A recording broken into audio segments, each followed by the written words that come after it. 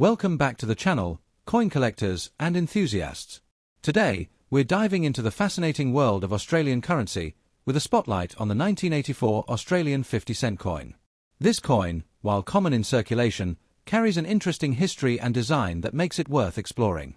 Whether you're a seasoned numismatist or just starting out in coin collecting, this episode will give you a clear look at what makes this particular piece special.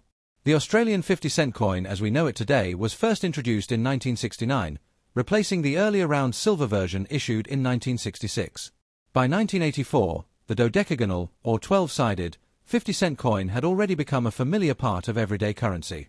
The coin we're focusing on is struck in copper-nickel, which gives it that silvery appearance, but unlike the 1966 round version, it contains no silver content. On the obverse side of the 1984 50-cent coin, you'll find the portrait of Queen Elizabeth II, designed by Raphael McLouth. This was the first year that McLouth's portrait was used on Australian coins, and it remained in circulation until 1998.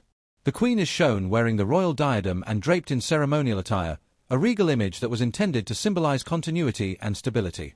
Flipping the coin over to the reverse, you'll immediately notice the bold Australian coat of arms. This design, by Stuart Devlin, features a shield at the center, flanked by the national emblems of the kangaroo and the emu.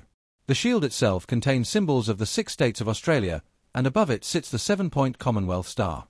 It's a powerful national emblem that has remained unchanged on the 50-cent piece since 1969.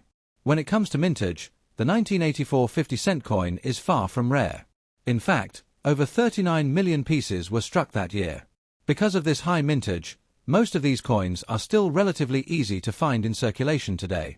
That said, the sheer number of coins produced makes it a great entry-level collectible for beginners who want to start building their Australian coin collection without breaking the bank.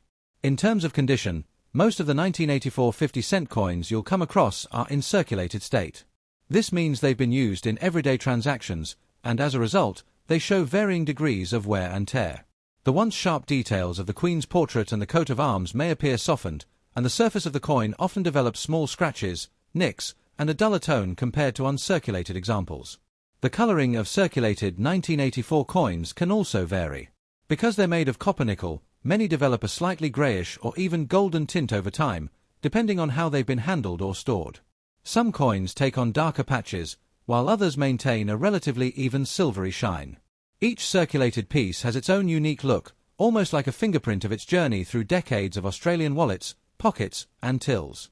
Now, you might be wondering about value. In circulated condition, the 1984 Australian 50-cent coin is generally worth face value, that's 50 cents. However, collectors who want high-grade or uncirculated versions may pay a small premium, often just a couple of dollars. Proof coins or mint set versions from the same year, however, can be worth significantly more, especially if they're still housed in original packaging. Even though the 1984 50-cent isn't considered rare, it still holds a lot of charm. For collectors, it represents a piece of Australian history, the first year of the Raphael McLouth portrait, and a continuation of Devlin's iconic coat of arms design. For everyday Australians, it's also a coin that's been part of life for more than 40 years, a reliable companion in countless transactions. So, while the 1984 Australian 50-cent coin in circulated condition may not be the rarest or most valuable piece out there, it's a wonderful reminder that even common coins can carry fascinating stories. Next time you spot one in your change, take a moment to appreciate the history, design, and journey it has taken over the decades. Thanks for joining me in exploring this coin. Don't forget to like, subscribe, and hit the bell icon for more deep dives into the world of numismatics.